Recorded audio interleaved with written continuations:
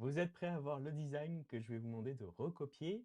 Vous n'êtes pas obligé de le faire à fond, dans pareil, hein, je veux pas que ce soit au pixel près le même contenu, mais j'aimerais que ça soit à peu près cette mise en page avec Gutenberg pour vous montrer qu'on peut créer des blocs, même là pour un article ou une page, de façon un petit peu plus avancée. Qu'est-ce qu'on a ici? On a une première bannière avec un titre par-dessus.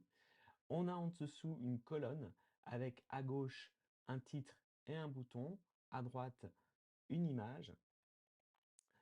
En dessous, on a un bloc de citation avec un fond noir, voilà, et qui prend là aussi alors tout est en pleine largeur, hein, là en l'occurrence, pour que ce soit pas non plus trop concentré.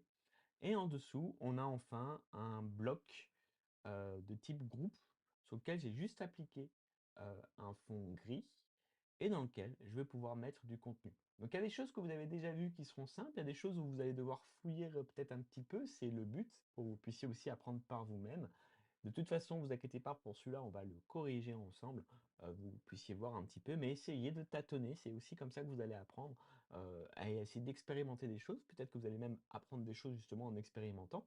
Je vous mets, si vous voulez vraiment utiliser les mêmes médias, et les mêmes textes, je vous mets tout en ressources dans le, petit dossier de ce chapitre. Sinon, vous pouvez vous amuser à faire à peu près la même chose, à essayer de reproduire la même mise en page, encore une fois avec du texte ou des images différentes. Vous êtes prêts? Bon courage pour cette petite section. Une fois que vous aurez appris à faire cette mise en page, cette composition, je pense que vous pourrez faire pas mal de choses sympas avec Gutenberg.